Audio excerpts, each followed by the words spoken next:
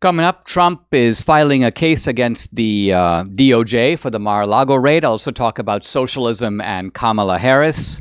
Author and political commentator James Lindsay joins me. He's going to talk about a new film available on Salem now that is called Beneath Sheep's Clothing.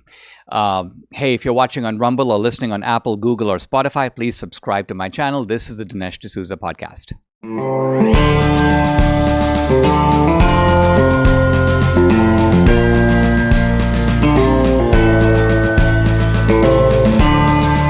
America needs this voice. The times are crazy. In a time of confusion, division, and lies, we need a brave voice of reason, understanding, and truth. This is the Dinesh D'Souza podcast. I want to talk in this opening segment about a new development involving Trump and the various cases that he's involved in. And then I want to talk about Kamala Harris, Tim Walz, and the issue of socialism. Now, with regard to Trump, he has filed an intent to file a lawsuit against the DOJ for the Mar-a-Lago raid. And the Mar-a-Lago raid, we know, was completely unconscionable. There was no reason for it. The Trump people were in negotiations about which documents belonged with the NARA, the National Records people, the archives, and which documents belonged with Trump.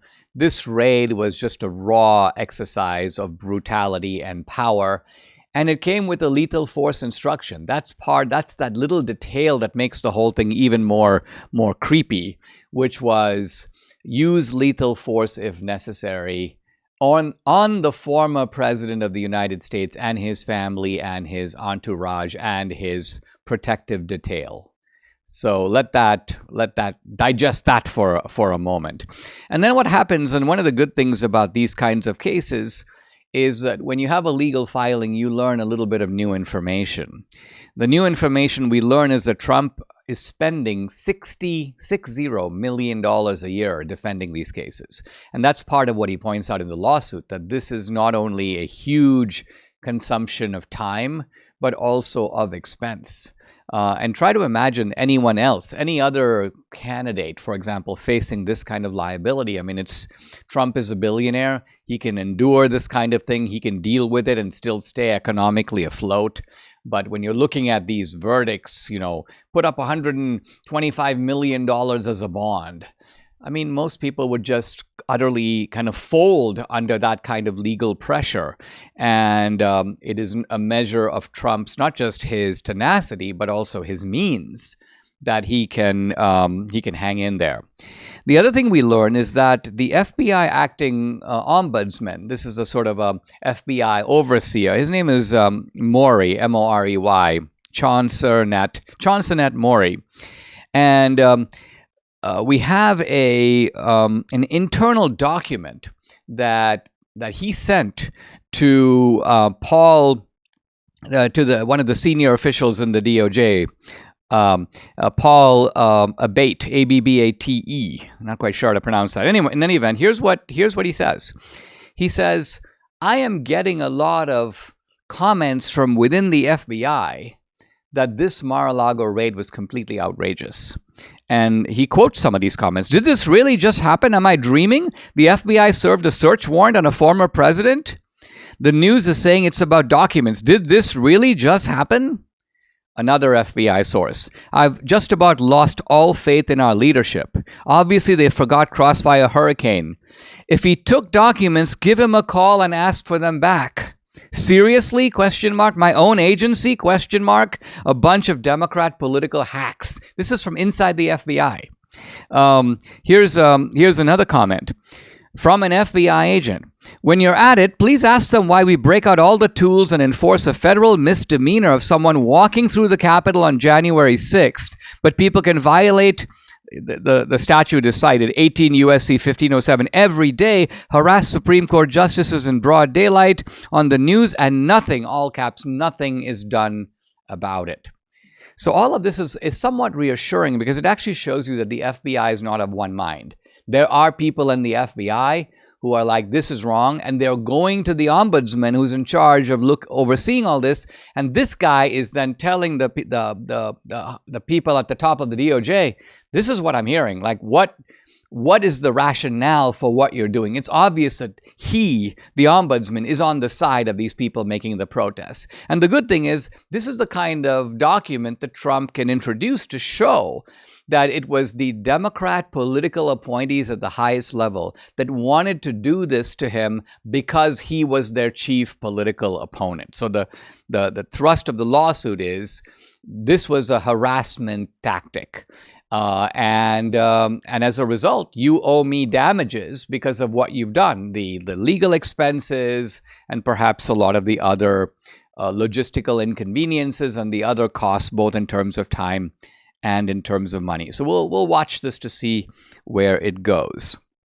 Now, I mentioned the issue of socialism and Kamala Harris, and Kamala Harris has repeatedly said, I am not a socialist. Now, for some people, it might be, well, Dinesh, there you go. She's told you herself she's not a socialist. But the point is, socialists often deny that they are socialists. Not always, but usually they do. Castro, at the very beginning, denied he was a socialist. In fact, he said he was not a socialist.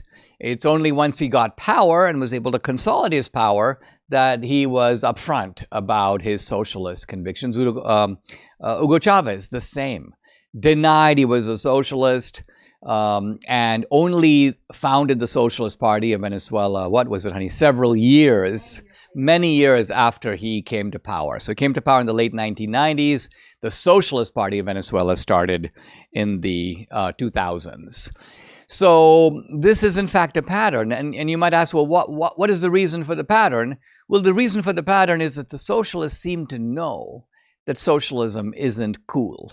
Socialism isn't popular. People don't want socialism, and so the only way to get it is through stealth socialism.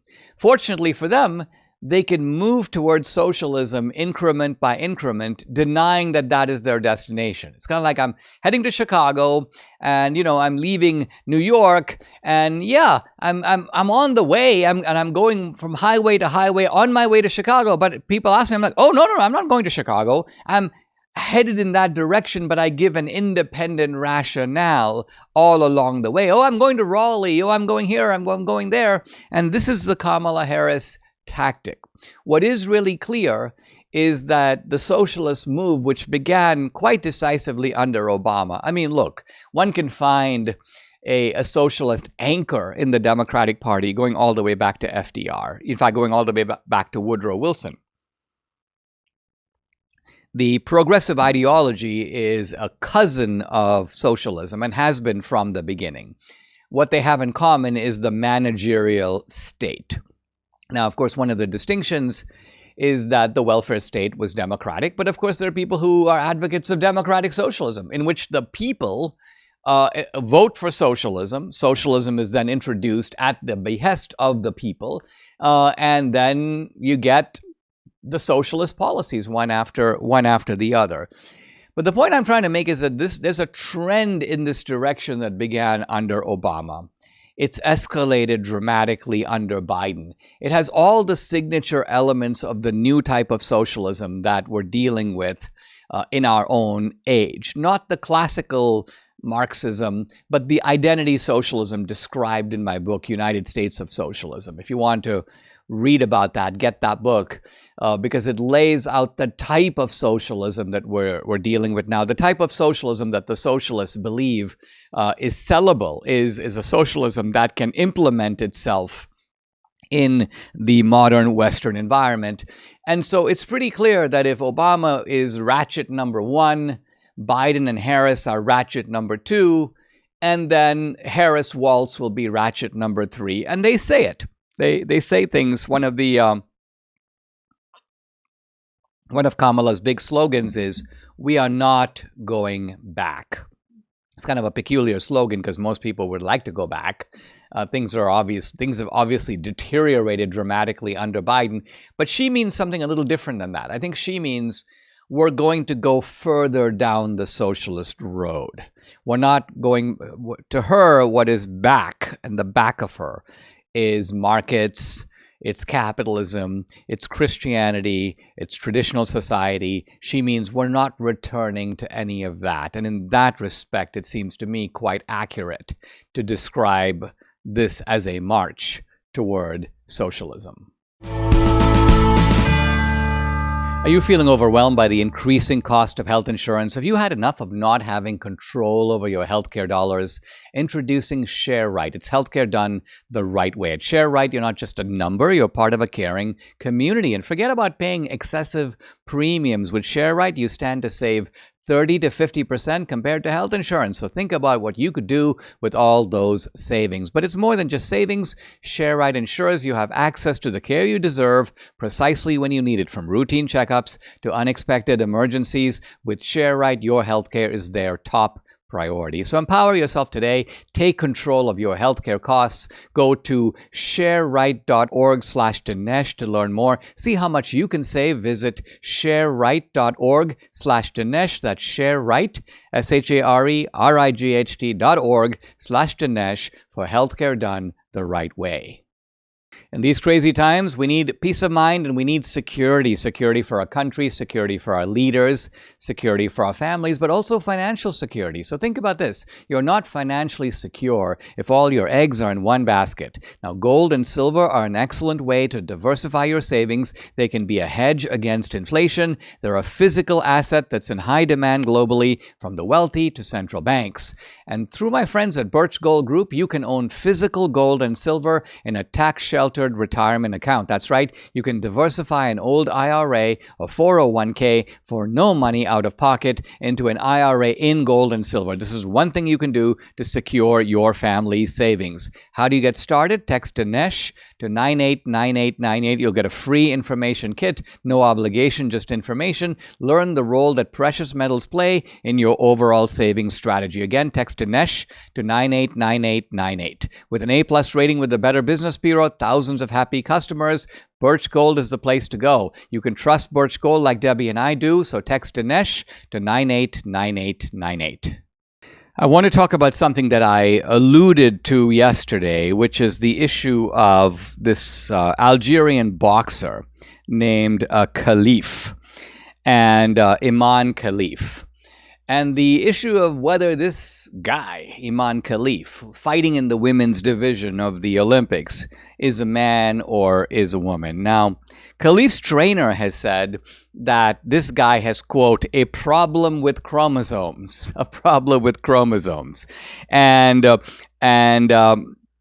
trainer goes on to say that not only has Khalif been barred from fighting in the women's division in a number of boxing federations. So the IOC, the International Olympic Committee, was not in the mainstream in allowing him to do it. But the trainer also says that when he went to a training retreat in Madrid, he was found to be so strong that they couldn't have him spar or train with any female boxers. He was too vicious, he was hitting too hard, he was obviously hitting with the strength of a man, and so they had him spar against Jose Quiles, who is one of Spain's top male boxers. So what we're getting at here is that the IOC had a lot of evidence that here you got these other federations saying, you know what, this guy is really not a woman. Then you've got the evidence that he's in fact training with male boxers, no surprise, because he has XY chromosomes. And then to me, the most amusing detail of all, a female boxer who did fight. This is a woman did a sparring match with him in Sofia, Bulgaria. The female boxer says her name is Joanna Nwamure. So she's of African descent, but living in Bulgaria. And she says that she objected to fighting this guy. And she says that the Algerian team came and told her that this guy, Khalif, is a woman because his chromosomes were biologically altered by living in the mountains.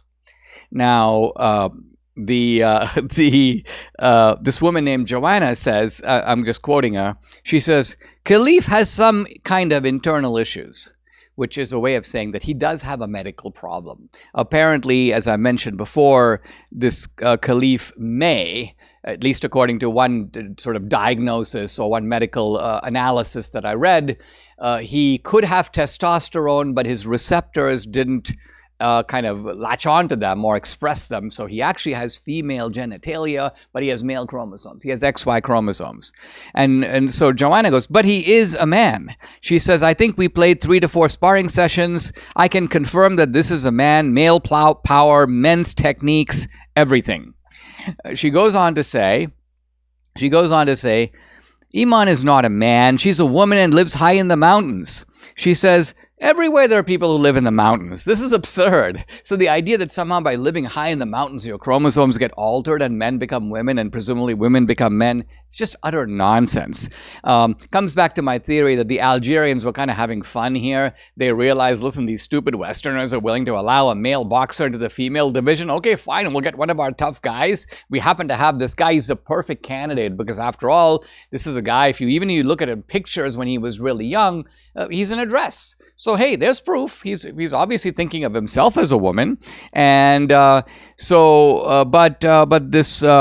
but the woman who's Joanna, who's commenting, she says, there are people who don't understand combat sports. So let me explain. She says it's basically like pitting a motorcycle against a bicycle.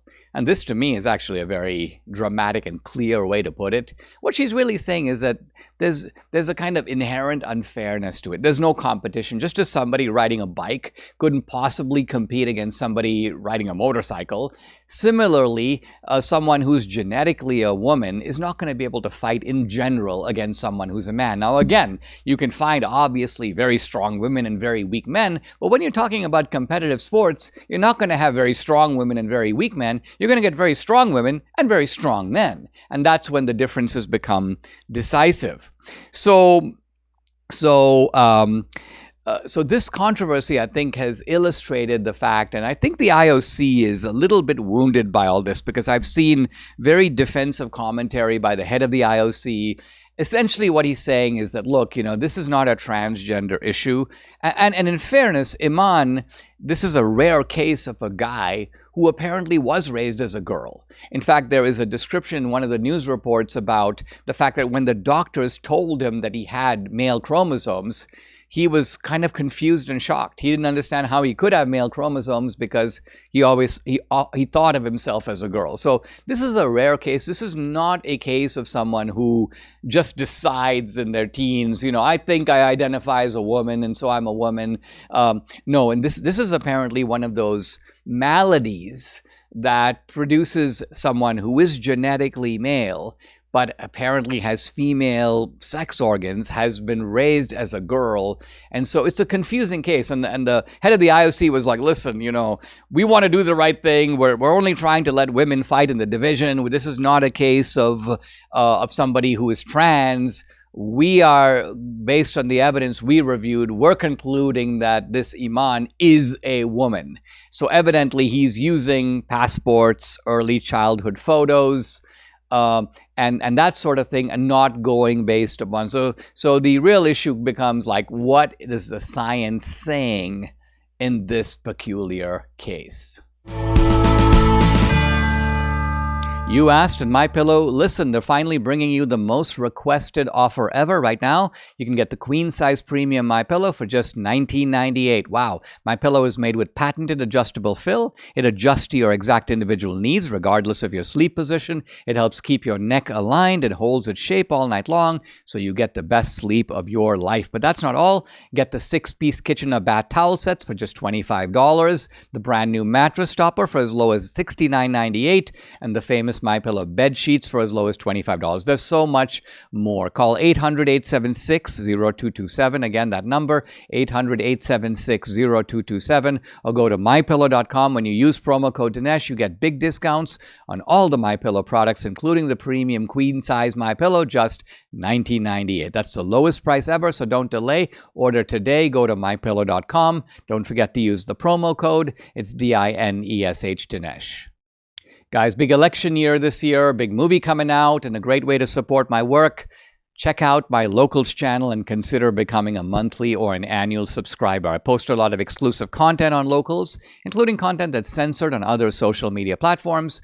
On Locals, you get Dinesh Unchained, Dinesh Uncensored. I also post a lot of personal stuff. You can learn a lot about my life and Debbie's, and our as well as our family. Now, on Locals, you can also interact with me directly. I do a weekly live Q&A every Tuesday, and no topic is off limits. I also have a movie page up on Locals with a bunch of cool films. 2000 Mules is up there, the film that came out last year, Police State, and the new film will also be up there shortly. If you're an annual subscriber, by the way, you can stream and watch this movie content for free. It's included with your subscription. So check out the channel. It's dinesh.locals.com. I'd love to have you along for this great ride. Again, it's dinesh.locals.com. Guys, I'm delighted to welcome to the podcast James Lindsay. He is a political commentator and author. He's also a mathematician. He's written 8 books on a variety of subjects: education, postmodern theory, critical race theory. The newest book, The Marxification of Education. And James is also featured in a new film. It's called Wolf in Sheep's Clothing, and it's available on Salem Now. So just go to salemnow.com.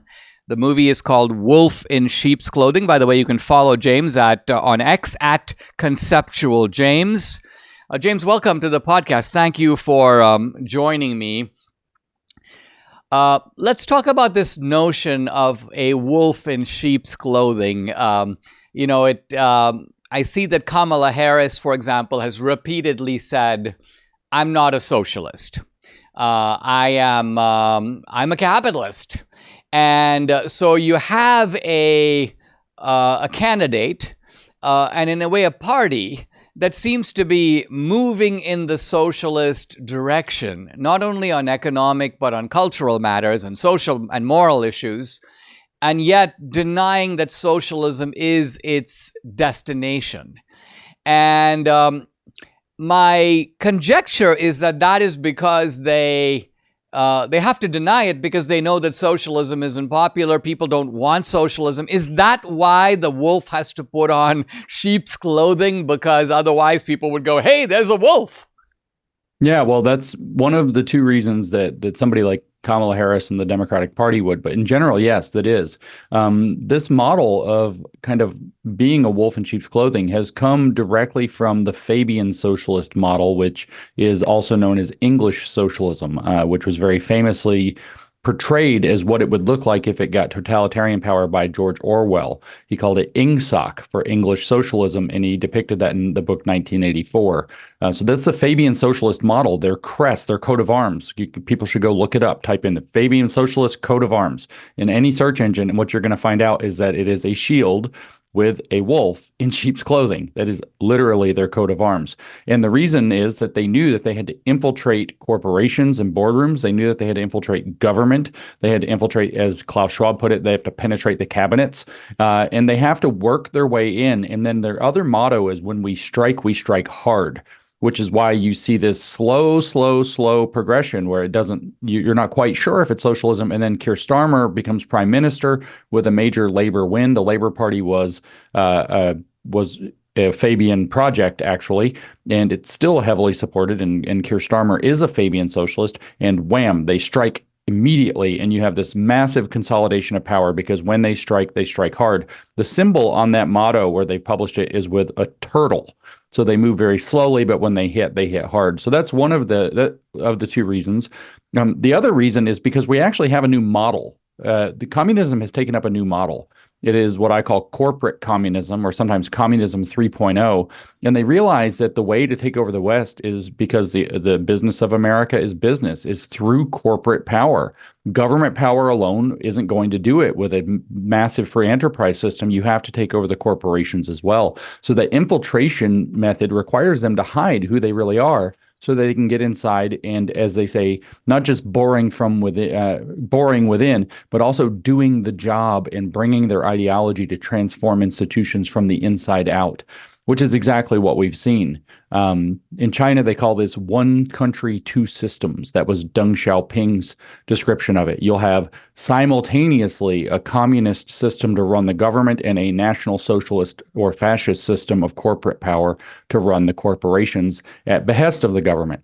And so this model since the late 1970s and maybe 1980s has slipped under the radar of Western thinkers trying to diagnose what's going on, but that's what it is.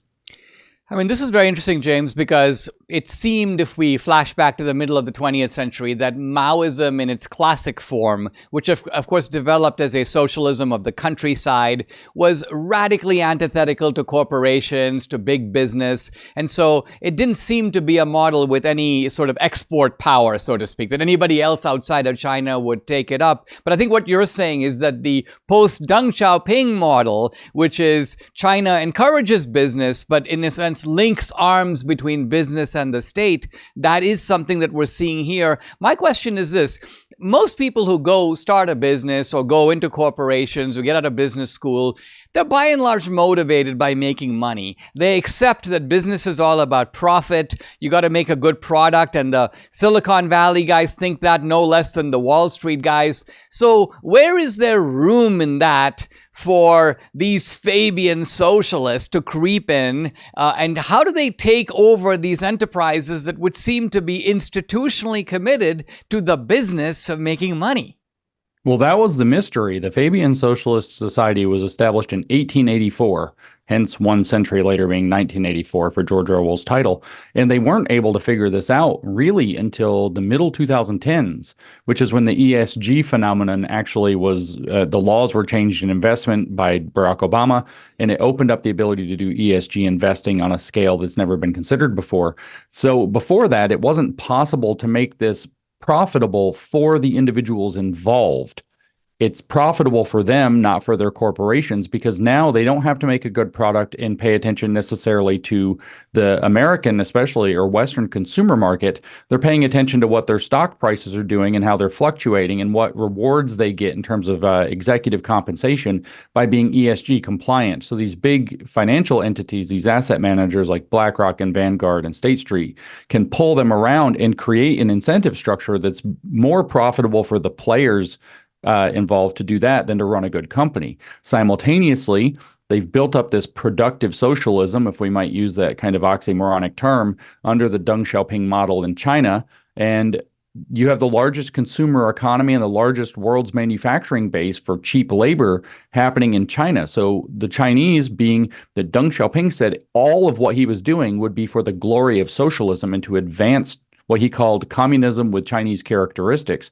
Since they have this massive two-pronged lever, which is a giant consumer economy of billions, of over 1 billion people, and the manufacturing base of the world, they can set the terms. If you want access to their market, or if you want to be able to do your manufacturing, your primary manufacturing in China, you have to play by the Chinese, the CCPs, I should say, model. You have to agree to what they are. For example, former Congressman Dennis Kucinich was talking on the Timcast show a few months ago and said that when he was in office, now this was a while ago, 10 years ago, when he was in office, Boeing representatives would come and lobby his office frequently to change the rules, because part of the price of admission for Boeing to the Chinese market would be to hand over various details of how Boeing aircraft are made. The usual scam is, if you want to have a Boeing aircraft that's going to be taken up by, say, Air China, that's fine, but Boeing has to give us the instructions on how to manufacture the landing gear, and the landing gear will be made in China.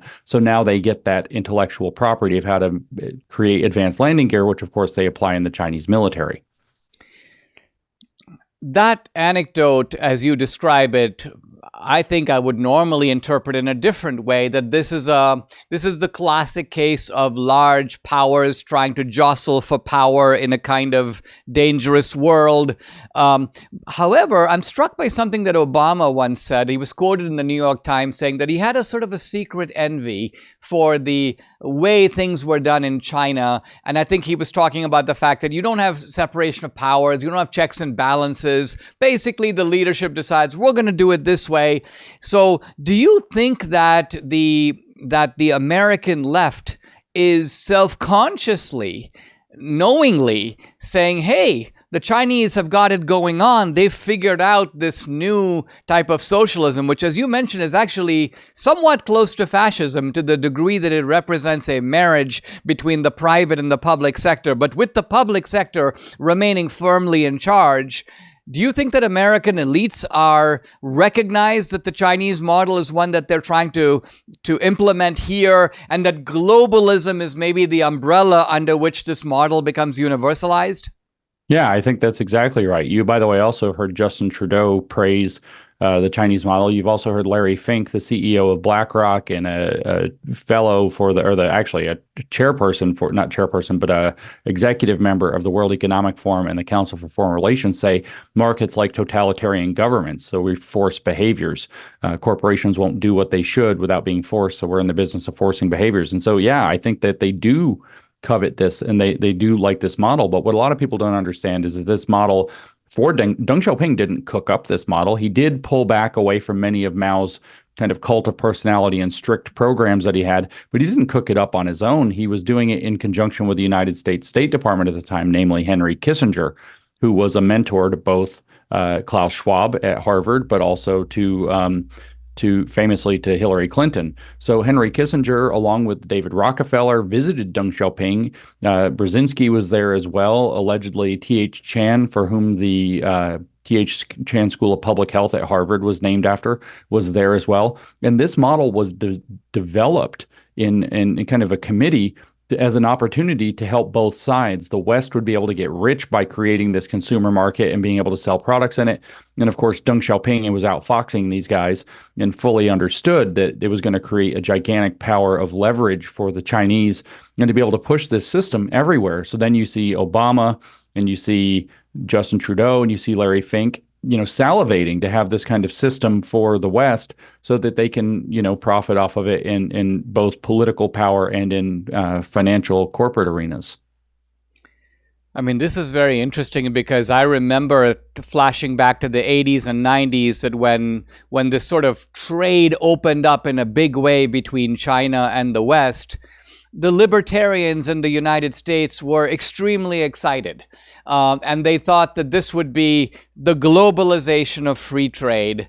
Wonderful for China and wonderful for the United States. It would create a prosperity boom in America because products would now cost half of what they cost before because they'd be made with cheaper labor. And the Chinese would benefit not only economically, but there would be new pressures created by an emerging Chinese middle class to make China more democratic. You'd see more respect for human rights in China. Now, none of this has even happened, and it almost seems like the formula that the libertarians thought would move things in the freedom direction was hijacked to move things in a more tyrannical or totalitarian direction.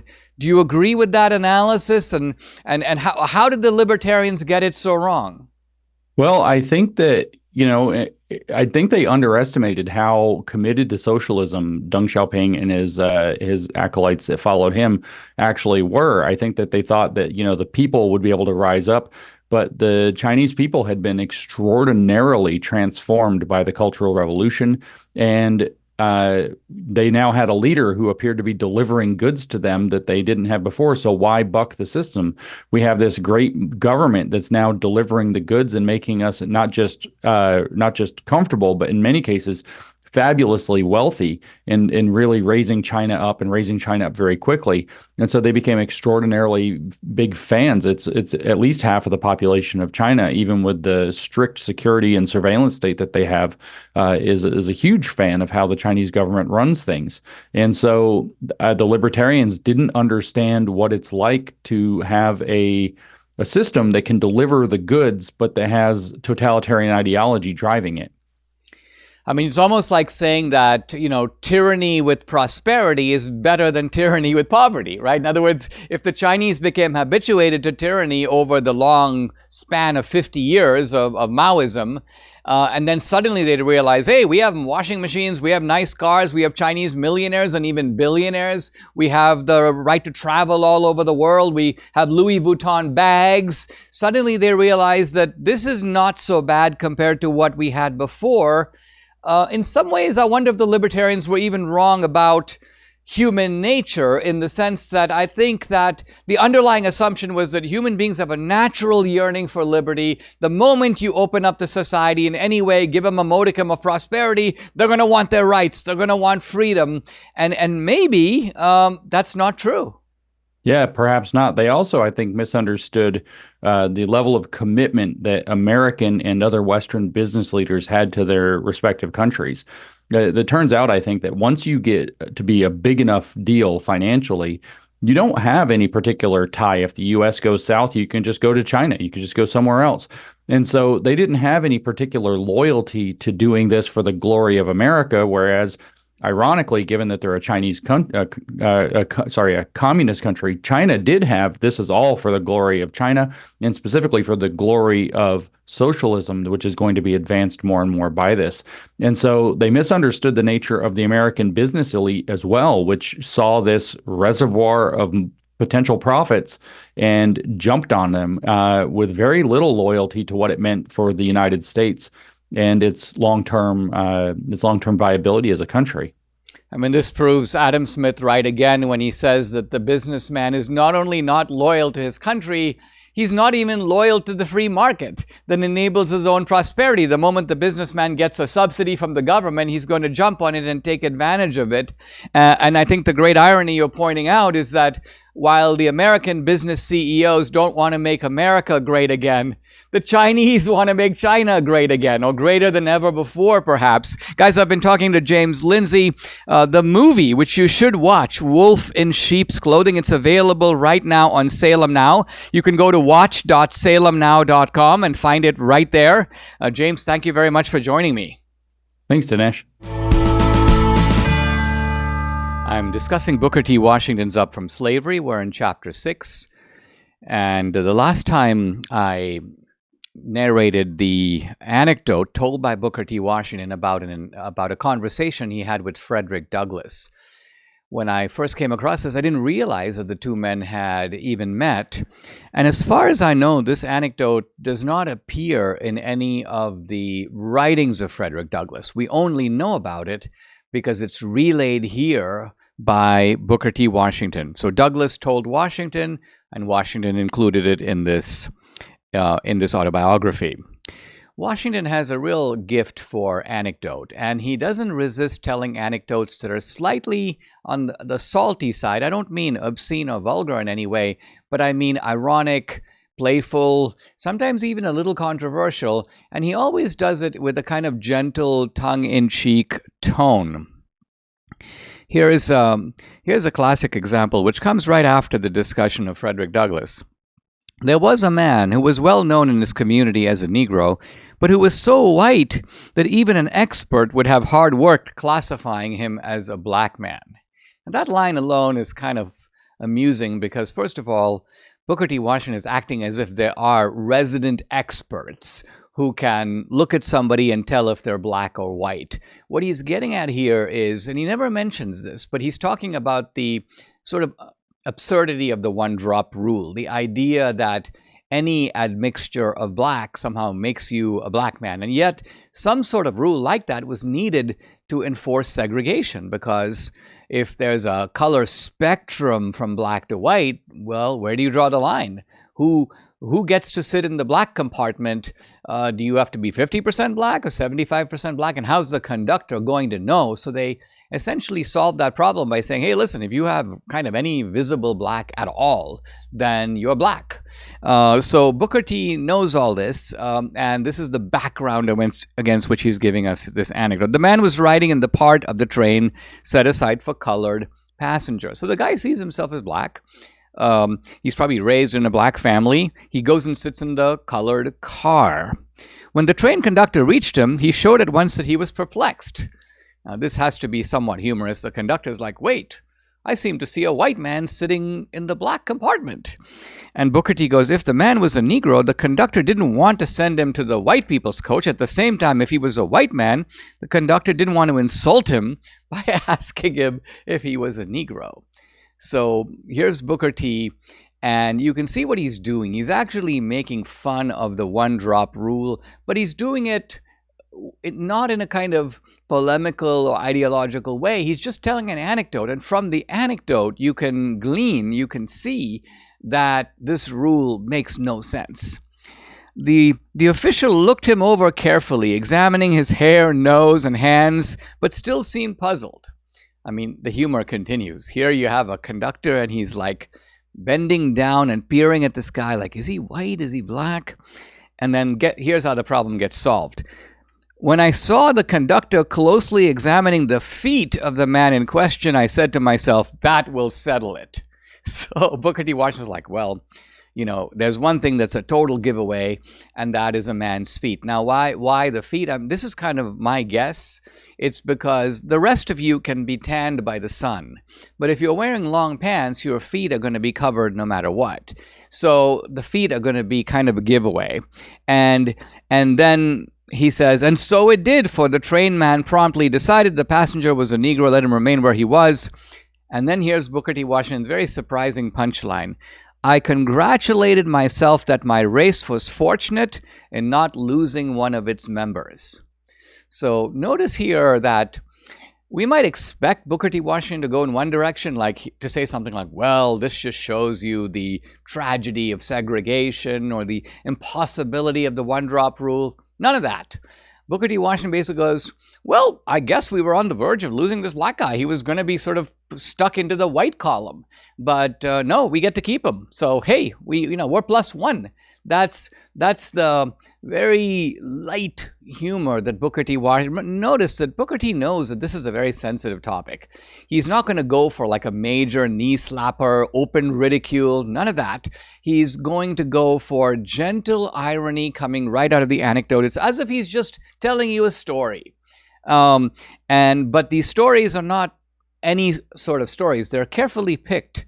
There's a great deal of art that goes into this book. And I think it is the art of moral education. In other words, what Booker T. Washington is doing is he's teaching us we have to do a little bit of work in going beyond what he's actually showing us to figure out why he's showing us this and what does it actually mean. And then he goes, an example of what I mean is shown in a story told of George Washington. So here's Booker T going from one anecdote to another, but these are anecdotes separated in time. The first anecdote obviously is around the turn of the 20th century, the late 1900s. Booker T, of course, is publishing the book in 1901. So I'm sorry, the late 1800s is what I mean. But then he goes a century earlier or more to tell a story about George Washington. George Washington, who, meeting a colored man on the road, who politely lifted his hat, lifted his own in return. So here's what happens. Washington is going down the street. A black man comes by, lifts his hat and doffs his hat to Washington. Washington lifts and doffs his hat to the man, and the two of them keep walking. Now, some of his white friends who saw this happen criticized Washington for his action. In reply to their criticism, Washington said, "Do you suppose I'm going to permit a poor, ignorant colored man to be more polite than I am?" Now, this is very interesting because what is Booker T. Washington conveying in this anecdote? Why is it here? Like, what is the point of it? Well, the point of it, ultimately, I think, is that Booker T. is writing here both for a white and a black audience. And he's trying to educate both. But the education is not the same. He's trying to educate blacks in the idea of self-improvement. How do you go about improving yourself step by step? What is the logical progression of bettering your life? And he's educating whites in what is the best way to treat blacks. And what he's getting at here is a point that was made in a different way, even by Thomas Jefferson, namely noblesse oblige. which is to say, Booker T. Washington is saying, I know that a lot of you white guys in the South think of yourself as superior to blacks. Nothing I can say at this point is going to convince you otherwise. So what I'm going to try to do is teach you that even if you think you're superior, not that Booker T. Washington is ever agreeing that whites are inherently superior. He probably would agree that in terms of education, refinement, speaking the English language, culture, whites are ahead of blacks. There's no dispute really about that. But what he's trying to say here to the whites is, even if you think that you're inherently better, there is a good reason for you to treat black people well, and that is your own dignity. Do you actually want to be outmatched by some working class black guy? He takes off his hat. He shows that he has more gentlemanly politeness than you do? No. So the point of telling the Washington story, I think, is to ask whites in the South to follow the example of their fellow Southerner. Notice that George Washington is from Virginia. He's a Southern gentleman. No wonder his friends are like, are you really going to take your hat off to a black man? And Washington's like, yes, I am. I'm going to show him the same politeness that he's showing me. And then Booker T goes on to talk about, he comes back to the scene where we sort of last left him. He is in charge of this group of American Indians, and he is their, quote, house father. He's supposed to not only educate them in the matters of learning, but also in matters of behavior, civilization, and culture. And he says at one point, one of these Indian boys got ill, and he had to take him to Washington, D.C. for medical treatment. And he says, during my journey to Washington on a steamboat, when the bell rang for dinner, he says he waited, and he said that once the passengers had finished their meal, remember, this is segregation. He's not allowed to eat with the white guests. And so he's like, all right, I'll wait. And he waits, and then he says, he and my charge, the Indian fellow, the two of them walk out together. And then he says, the man in charge politely informed me that the Indian could be served, but I could not. And Booker T says, I never could understand how he knew just where to draw the color line, since the Indian and I were about the same complexion. Here's Booker T back again, talking about the indistinctness of this color line, the sort of inherent absurdity of the way in which it is enforced. He goes, if you're actually going by color, this Indian fellow, meaning American Indian, and I, Booker T. Washington, by the way, has a white father and a black mom. So he's not, he's Obama's color. He's intermediate between white and black. And so he's like, yeah, I'm about the same complexion as the American Indian. So why are you singling me out and not that guy? And the answer is, there is no reason. The reason is basically simply that segregation was implemented to be enforced kind of against blacks. It wasn't really aimed at the American Indians. So the American Indians were sometimes affected by it because, after all, they weren't white per se. Certainly racially they're different than whites, but they weren't black either. And so a lot of times they fell on this side or that side of the line. No one really cared. And in this particular case, the guy in the steamboat goes, well, we can serve this guy. He's clearly not black. You seem to be, so we're not serving you. And Booker T. Washington then gives a second example of how this happens to him at a hotel. They stop by, the American Indian gets to go into a room, and Booker T is told, sorry, there's no room for you at this hotel. So, there are some people, when they write about Booker T, they act as if he is okay with segregation. It's very clear that he is not okay. He recognizes that this is a fact of life. He also recognizes that it came out of the bitterness of the Civil War. He also recognizes it's not going anywhere anytime soon. So he has to figure out how to deal with it. And here we see Booker T in his own way exposing the absurdity of segregation, even as he is compelled in some way to live with it. Subscribe to the Dinesh D'Souza podcast on Apple, Google, and Spotify, or watch on Rumble, YouTube, and SalemNow.com.